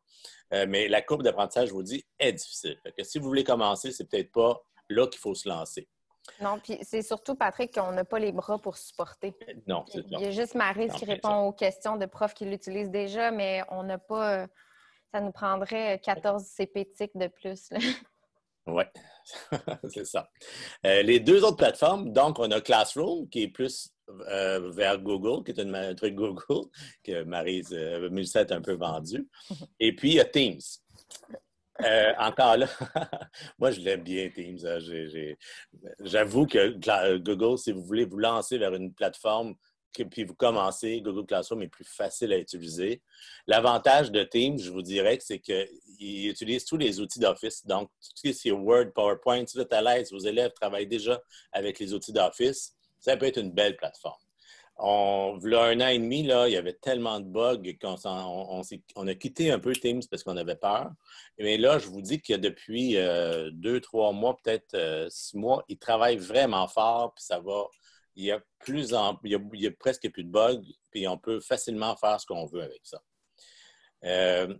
Donc, c'est ça. Puis comme Mélissa vous disait tantôt, si vous avez un choix de plateforme, en premier lieu, je pense, c'est d'aller voir vos collègues, de savoir qu'est-ce qu'ils utilisent vos collègues. Ça va éviter beaucoup, beaucoup de désagréments pour les parents, puis pour vos élèves, puis pour vous, parce que si vos élèves sont déjà à l'aise dans une plateforme, bien là, vous avez sauvé 95 % de votre travail.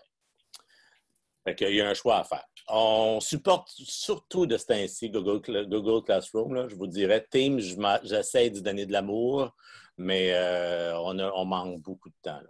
Fait que on supporte surtout Google Classroom.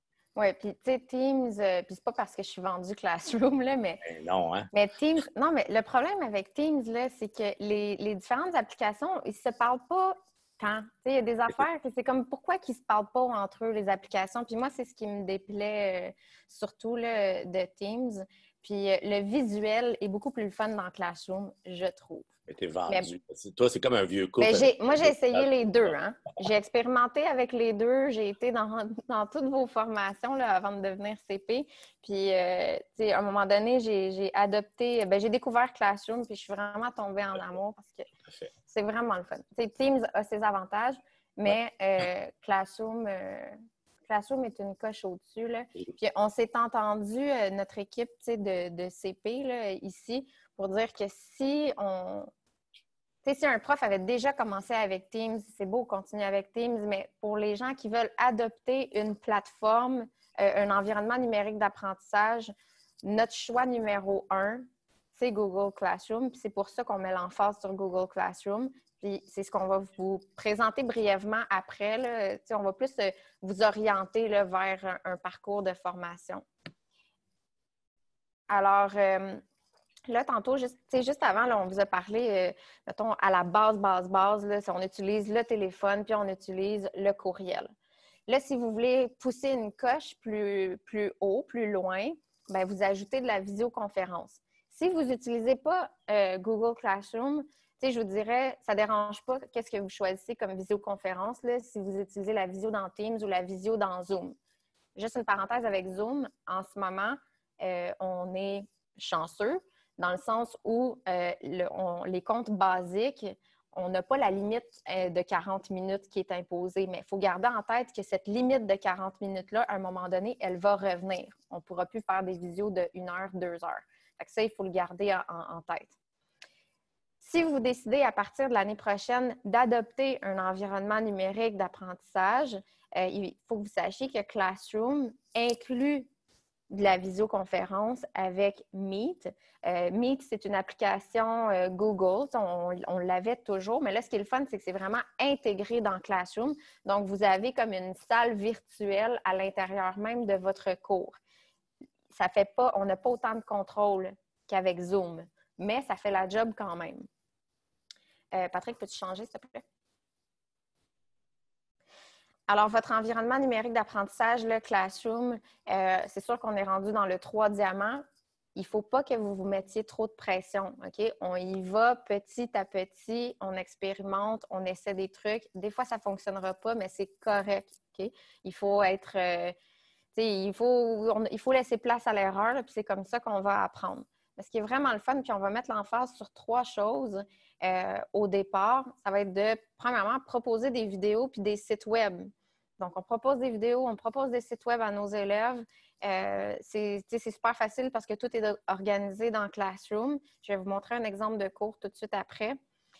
Si vous voulez donner accès à vos présentations de cours, donc si vous êtes filmé, vous pouvez le faire. Des corrigés, on peut les transmettre aux élèves, des consignes. On peut aussi donner des exercices aux élèves. Puis ce qui est vraiment le fun, la plus-value d'un environnement numérique d'apprentissage, c'est qu'on peut suivre la progression des élèves en temps réel. Donc, tu sais, si vous leur envoyez un travail à faire, puis que vous dites à l'élève, bien, quand tu as fini ton travail, envoie-le-moi par courriel. Bien, vous n'avez pas accès à tout le processus. Vous ne pouvez pas voir, rendu au milieu de son travail, si l'élève est sur le bon chemin, on ne peut pas offrir de la rétroaction en cours de route, alors que Classroom va le permettre. Donc, ça, c'est vraiment un gros plus. Puis, c'est la raison aussi pour laquelle je vous dis que même si on revient là, à 100% au mois de septembre, Classroom, c'est génial pour ça parce que j'ai toujours accès aux travaux des élèves. Puis, je peux offrir de la rétroaction vocale aux élèves. C'est enregistré, de la rétroaction vidéo. Bref, beaucoup de potentiel. Beaucoup de potentiel aussi au niveau de la différenciation pédagogique. Patrick, je vais peut-être reprendre le partage d'écran. Comme ça, je vais pouvoir montrer un exemple de cours dans Classroom, parce qu'il y en a peut-être qui n'ont pas vu du tout. Alors, je vous montre un exemple de cours. Moi, je ne l'ai même pas ouvert. Juste un instant. Donc, quand je vais aller dans Classroom, ce que je vous disais, c'est un outil Google. Donc, j'ai mes applications, mon lanceur d'applications et non mes gaufres. Je clique sur Classroom. Et là, ce qui est le fun, c'est que les élèves, par exemple, moi, j'ai commencé à utiliser Google Classroom il y a 6 ans à peu près. Il y a une école de la commission scolaire qui avait mis ça en place dans leur école. Puis, mes élèves, il y avait juste un cours. Donc là, vous voyez ici que c'est différents cours que j'ai créés ou auxquels je participe. Alors, les élèves avaient mon cours de français, mais ce qui est le fun, puis là, au bout de 6 ans, là, ce qui était vraiment cool, c'est que les élèves avaient 5 cours dans Classroom. Donc là, par exemple, il y avait leur cours de français, univers social, sciences, mathématiques. Donc, tout était centralisé à un endroit. Fait que ça, c'est une grosse plus-value. Puis, on vient répondre aux besoins, pas aux besoins, mais à la problématique de, il y a plein de courriels, même les parents ne savent plus où donner de la tête. Là, les parents, on n'a pas besoin de leur envoyer un courriel là, pour leur dire, va voir dans Classroom. Ils peuvent juste y aller tout simplement là, assis avec leur enfant parce que les parents n'ont pas accès à Classroom, mais ils s'assoient à côté de leur enfant puis ils leur demandent d'aller voir. Bon, et on peut aussi ajouter des tuteurs, là, mais je ne veux pas trop élaborer là-dessus. On s'en tient à la base. Là, je veux juste vous montrer un peu ce que c'est que Classroom. Donc, par exemple, Je vais prendre le cours que j'ai créé pour le bain linguistique là, parce qu'il y a un besoin particulier au bain linguistique cette année. C'est un enjeu. Donc, vous voyez que les élèves ont accès ici, c'est le flux. Donc, c'est à cet endroit-là que, comme prof, je publierais des annonces. Je peux toujours publier à un groupe en entier ou je peux publier à certains élèves uniquement. Puis, vous voyez ici que j'ai mon lien Meet. Donc, les élèves, là, moi, si je veux démarrer une visioconférence là, dans Meet, j'envoie comme message à mes élèves, visioconférence pour répondre aux questions telle journée à telle heure, par exemple. Là. OK? Alors là, je publie ça à mes élèves. Donc, le lundi à 10h40, moi, comme prof, en un clic, je démarre un Meet. Puis mes élèves, en un clic, ils viennent me rejoindre dans la visioconférence. Donc, tu sais, c'est vraiment pratique, là. C'est intégré. C'est intégré à Classroom. Il n'y a pas de mot de passe, il n'y a rien parce que cette rencontre, cette visioconférence Meet-là, elle est pour les élèves de mon groupe. Si je ne suis pas connectée à Meet, les élèves, nous, on le fait verrouiller là, à la commission scolaire de Laval. Donc, les élèves ne peuvent pas entrer dans cette visioconférence. Il faut absolument que le prof l'ait commencé. Puis dans travaux et devoirs, c'est ici que je vais créer mes travaux. Tu sais, généralement, là, comme prof de français, tu sais, moi, j'avais... ça, ici, c'est des thèmes qu'on appelle, là, tu sais, semaine 25 au 29. D'habitude, j'avais lecture, écriture, grammaire, projet sur les romans. Donc, j'avais comme des sections, c'est comparable à des sections de cartable, si on veut. Mais là, pour le... tu sais, vu qu'on est à distance principalement, je vous dirais peut-être de fonctionner par semaine de travail. Donc, chaque thématique, là, chaque thème, c'est une semaine de travail. Fait que là, ma semaine du 25 au 29 mai, bien, voici tout ce que les élèves ont à faire. Donc, tout est centralisé à un même endroit. Les élèves n'ont pas à se promener sur différentes plateformes. Tout part de là. Fait que, par exemple, si je veux envoyer à mes élèves une capsule à regarder. Donc, je vais afficher le devoir. Si vous voulez leur envoyer une capsule à regarder, on écrit les consignes. Je peux mettre une date de remise aussi. Tu sais, il faut que tu aies regardé ça avant telle date. Et là, ici, j'ai intégré ma vidéo dans un Google formulaire. Donc, j'ai intégré ma vidéo dans un Google formulaire. Je demande à l'élève pour qu'il soit un peu actif. Qu'est-ce que tu as compris de la vidéo? Tu le résumes. Puis, qu'est-ce que tu n'as pas compris? Par exemple, je n'ai pas compris c'est quoi exactement un dénominateur. Là, c'était pour le primaire, là. Mais un dénominateur. Puis, vous, comme prof, bien, ça vous donne une emprise sur ce sur quoi vous allez mettre l'emphase par la suite. Quand vous allez faire un retour, soit en grand groupe ou en sous-groupe de travail. Puis, quand les élèves répondent à ce questionnaire-là, bien, ça vous indique que l'élève, il a regardé la vidéo, il a fait son travail. Donc, je ne veux pas rentrer plus loin que ça. Je voulais juste vous présenter rapidement c'est quoi Google Classroom, juste en un bref coup d'œil. Je vais revenir à la présentation. Oups. Où est-ce que j'étais rendue? Ce qu'on veut faire surtout, c'est vous orienter. Parce que sur notre site web, il y a beaucoup, beaucoup de contenu. Mais on voulait vous donner les étapes pour vous approprier Google Classroom. Premièrement, c'est un environnement Google. Donc, vous devez être initié à un minimum aux outils Google. Donc, il faut que vous vous familiarisez. Donc là, ça, c'est des hyperliens qui vous mènent directement à notre trousse numérique CSDL, aux pages spécifiques. Donc, on vous dit se familiariser avec l'environnement Google. Il faut comprendre c'est quoi un disque partagé, des documents qui sont partagés avec moi. Bref, ça vous explique ça. Puis ensuite, on vous suggère de regarder Google Documents, là, comment ça fonctionne. Google Documents, c'est l'équivalent de Word, mais la version Google. Alors, ça, c'est la première étape. Si vous décidez d'adopter Google Classroom, il faut que vous maîtrisiez les outils Google parce que quand vous allez partager des devoirs à vos élèves, il faut que ça soit, par exemple, un Google document que je leur envoie. Ça va vous permettre de créer une copie par élève. OK? Ça, je pourrais vous le montrer après, là, mais ça va vous donner la possibilité de faire une copie par élève, puis après ça, d'avoir accès à chacune de ces copies-là. Vous allez pouvoir écrire en même temps que l'élève là, dans le document. Donc, Donc, ça, c'est la première étape. Ensuite, initiation à Google Classroom. On a un parcours quand même assez long, là. C'est 1h13, puis je pense même que c'est plus que ça parce qu'on a rajouté des capsules vidéo. Donc, c'est pas 1h13 en un seul coup, là.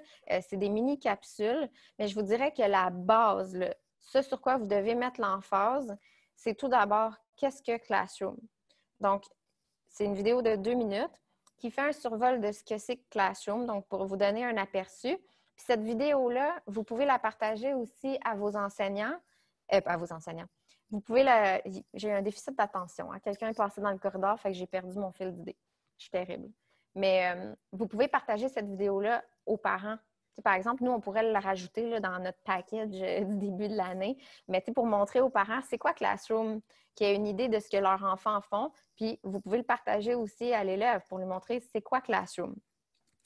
Ensuite, la vidéo « Mes premiers pas avec Classroom ». Donc, c'est un survol plus en détail de chacune des sections. Comment je fais pour organiser mon cours? Donc, je vous donne quelques trucs, puis c'est spécifiquement pour la situation actuelle, justement, avec les semaines de travail. Comment publier des travaux puis des devoirs? Puis comment je fais pour inscrire mes élèves en lot, donc en un seul clic? Ça, là, c'est les 5 vidéos que vous devriez regarder en premier. Après avoir regardé ces vidéos-là ou en même temps, ce qui est super important, là, c'est de mettre en pratique tout de suite. T'sais, si vous regardez toutes les capsules vidéo, vous vous inscrivez à notre webinaire, mais que vous n'avez pas encore créé votre cours, que vous n'avez pas encore essayé de faire des choses dans Classroom, vous allez trouver ça vraiment difficile. Okay? C'est important, là, c'est d'avoir les mains sur les touches le plus rapidement possible. Donc, mise en pratique, là, vous créez un cours. Au fur et à mesure là, que les capsules vidéo, vous les regardez, on s'amuse à inviter des élèves. Des élèves, entre parenthèses, parce que je peux inviter de mes collègues qui vont comme être mes cobayes, là, qui vont agir comme élèves puis qui vont pouvoir me dire de quoi ça a l'air. On écrit des messages dans le flux, on envoie des ressources web, on partage de la documentation, on donne des détails sur, par exemple, un examen ou peu importe. Donc, cette mise en pratique-là là, est super importante. Il faut avoir les mains sur les touches. Puis, il ne faut pas avoir peur de cliquer sur tout ce qui est cliquable.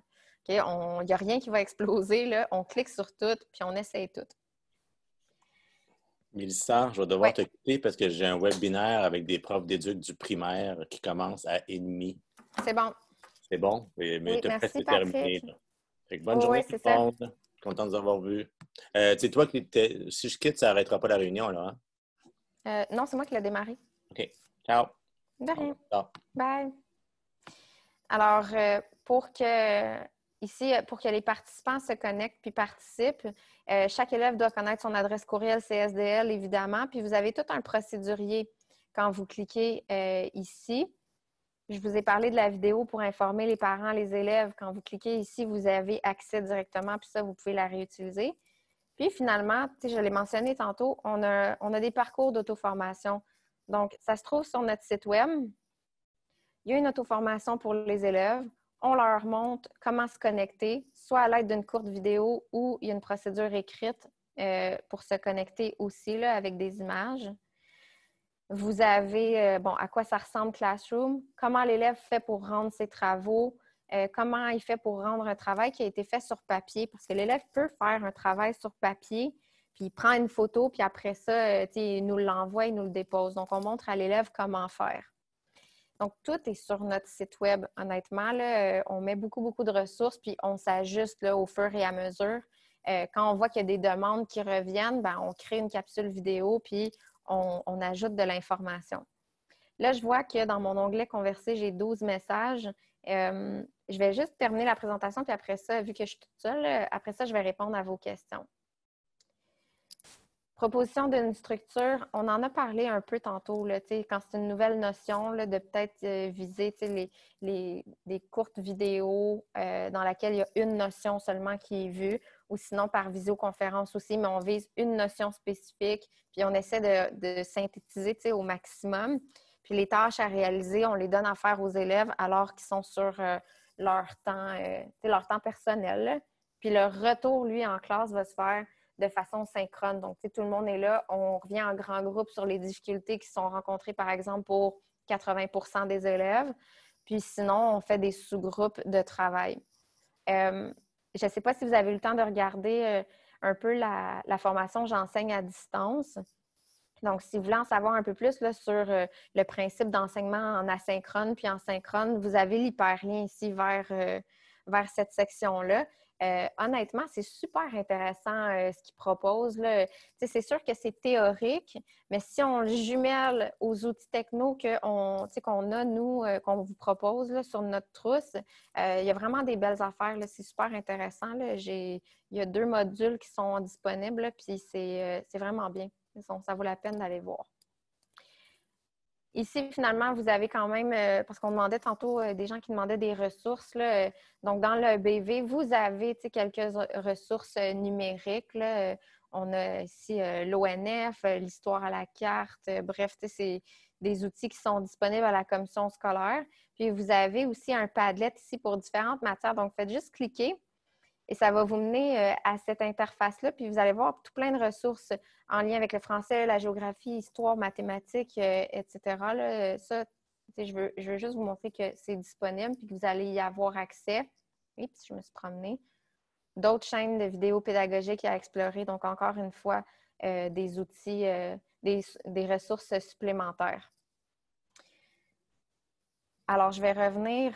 J'ai l'impression que j'ai déboulé ça à la fin. Là, je m'excuse. Puis là, j'ai pas eu le temps de voir... j'ai pas eu le temps de voir les questions dans l'onglet « Converser », donc je prendrais peut-être les mains levées si jamais il y en a qui ont des questions. Je m'excuse, ça a été plus long que prévu, mais est-ce qu'on a pris le temps de répondre au plus de questions possibles là, en cours de route? Jean-Bernard, est-ce que tu veux activer ton micro? Oui, donc j'ai quelques questions. Je vais essayer de faire ça rapidement. Non, vas-y. Exemple pour DocHub là, pour Google, pour les PDF. Oui. On essaie d'y accéder, là, ça me dit que l'administrateur, dans le fond, il ne donne pas les accès. Fait que est-ce que je parle à support FGJ pour l'activer? Pour DocHub, il ne veut pas que tu l'ajoutes? Non. Ah, mais je vais faire un suivi. C'est pas supposé. OK. Est-ce que je fais un print screen? Est-ce que tu fais le suivi toi-même? Ou... Non, c'est correct. Moi, je vais rencontrer l'équipe technique tantôt, là, puis je vais leur dire. OK. Parce Merci. que je suis quand même confortable, mais ça n'a pas l'air de fonctionner bien. Okay, je vais regarder ça. En temps normal, là, oui, tu enverrais un message à support FGG. Bon OK. réflexe. Mais là, vu qu'on est ensemble, là, moi, je vais faire le suivi avec l'équipe technique. D'accord. L'autre question, puis là, c'est... je suis sûr que je vais pouvoir trouver tout seul, là, mais je profite parce que vous êtes là. Oui, vas-y. Faire une situation évaluative en direct. Là, il faut comprendre que en étant par vidéo, je suis limité. Là. Je veux dire, les élèves peuvent filmer leur écran, copier des réponses et autres. Je sais qu'exemple, dans le formulaire, je peux faire qu'ils ne peuvent pas sortir, mais je ne sais pas si le formulaire, je peux le timer. Là. Puis je ne l'utiliserai pas pour une évaluation, mais c'est le peu de contrôle que je peux voir qu'on a là, en ligne. Mais j'ai pas une idée de solution technique là, pour contrôler une évaluation. Non, ça c'est sûr. Puis honnêtement, l'évaluation, sur notre site web, on a une section là, pour l'évaluation. Enseignement à distance, c'est communiquer, environnement numérique d'apprentissage, puis l'évaluation à distance. Parfait, on est en train de... Ah non, vas-y pas, elle est vide. Okay. On est en train de la développer, puis justement d'essayer de trouver des façons de faire. C'est sûr que sur le cours de la TELUC, j'enseigne à distance. Le 5 juillet, la section évaluée va apparaître. Là, cette année, vous n'avez pas vraiment à évaluer, mais advenant le cas où un élève, je ne sais pas moi, c'est une situation particulière, puis pour vous soutenir votre jugement professionnel, vous vous dites, il faudrait que je l'évalue, cet élève-là. Avec Google Formulaire, tu peux juste verrouiller le formulaire si l'élève utilise un Chromebook. Ah, c'est la seule façon que tu peux le verrouiller. Il faut que l'élève ait un Chromebook. Donc, s'il utilise n'importe quoi d'autre pour accéder au formulaire qui n'est pas un Chromebook, je ne pourrais pas verrouiller l'accès. Là. Non, exactement. L'élève, il peut très bien s'ouvrir une autre page puis utiliser, aller sur Internet. Si vraiment, là, tu veux faire une évaluation, là, parce que tu as besoin de ça pour faire pour juger si l'élève est en échec ou pas là, cette année, je te dirais que, premièrement, il faudrait que ça soit peut-être en individuel ou à la limite 2 ou 3 élèves maximum. OK. Mais non, même pas. Non, il faudrait que ça soit un élève. Puis j'utiliserais Zoom. j'utiliserais Zoom, je demanderais à l'élève De partager l'écran. Il partage son écran, puis il faut que sa caméra soit ouverte. Fait que tu vois ce que l'élève fait, fait qu'il ne peut pas changer de fenêtre sans que tu le saches. Puis tu vois s'il y a quelqu'un à côté de lui. Fait que, tu sais, ça, c'est comme, pour cette année, là, c'est un cas exceptionnel dans le sens où il faut que l'élève soit... c'est pour t'aider dans ton jugement professionnel. Là. OK. Je pense que dans l'immédiat, ça va aller. Je vais vérifier ce que j'ai noté, puis s'il y a quelque chose d'autre, je reposerai des questions. Je ferai mon micro. Oui, excellent. Merci. De rien. Est-ce qu'il y a d'autres questions?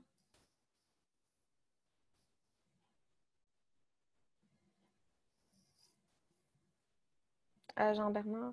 Donc, si vous n'avez pas d'autres questions, là, je vois qu'il y a plusieurs... Ah oui, il y a des questions. OK, c'est bon. Sophie, tu peux activer ton micro.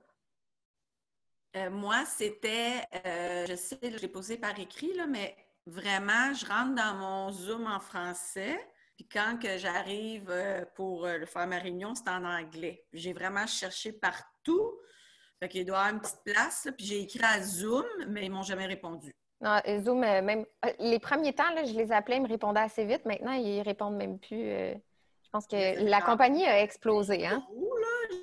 Mais hier, oui, c'est ça. Hier, on m'a dit, est-ce que vous voyez mon écran? Là, vous voyez que j'ai 1 million d'affaires, là, mais regardez en bas, j'ai mon application Zoom. Alors, quand je clique, je fais un clic droit, là, j'ai l'option de changer la langue. Puis si je ne me trompe pas, c'est ici que vous allez pouvoir le changer. Mettre l'application en français. Mais là, moi, je peux-tu le faire, là? Ça va demander... Non, il faut que... Parce que ça va demander de redémarrer Zoom. Donc, il va falloir le faire après. Moi, je n'ai pas le Zoom sur le bureau. Toi, il est sur ton bureau, ton Zoom? Ah oui. Si vous animez, là, je vous conseillerais de télécharger l'application Zoom. OK. Parce que ça veut dire que moi, elle n'est pas téléchargée si j'utilise le Zoom du BV? Oui, exact. Vous utilisez la version web. OK. Mais là, si je le télécharge, ça va-tu me faire comme 2 comptes? Non, non, c'est le même. Vous allez vous connecter avec... quand on télécharge l'application, c'est la même procédure de connexion. On choisit de s'authentifier avec le SSO. OK. Même chose. Mais je vous conseille fortement d'utiliser l'application. Elle est plus puissante.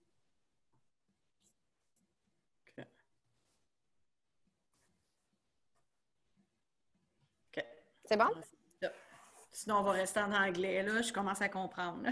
Mais sinon, sur Internet, c'est sûr qu'il y a un paramètre à quelque part, là, mais je ne pourrais pas dire, par exemple, il faudrait que j'aille fouiller. Puis sinon, pour ça... Oui? Même dans les petits engrenages, là, des fois, là, quand il faut cocher le tableau blanc, ouais. Des fois, j'ai des affaires écrites en français, puis après, j'ai des affaires écrites en anglais. Ah, c'est bizarre. Ouais. Mais ça, pour ça, vous pourriez communiquer avec Support FGJ, par exemple. Vu que c'est plus technique, c'est un peu moins pédagogique. Là. C'est le genre de support fonctionnel là, pour lequel vous pouvez communiquer avec Support FGJ.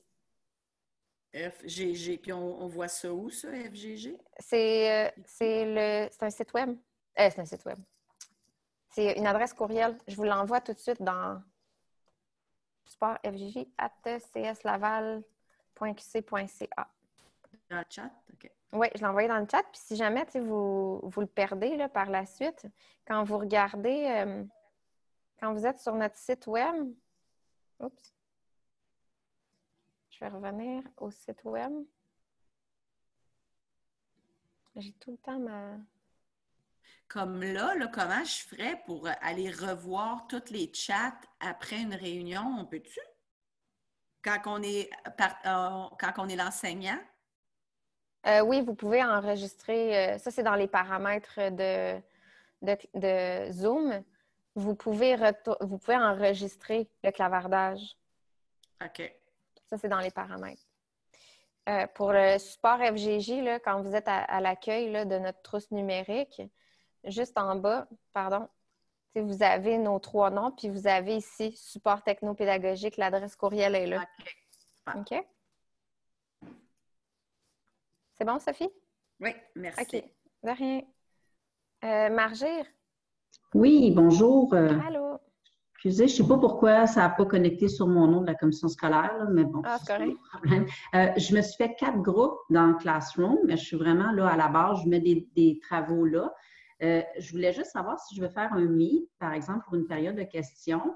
Est-ce que je peux copier le lien d'un de mes groupes, aller le mettre dans le flux de mes 3 autres groupes pour que les élèves me rejoignent tous dans la même classe, on va dire? Parce que là, s'ils cliquent sur leur lien, moi, je ne saurais pas qu'il y a quelqu'un sur ce...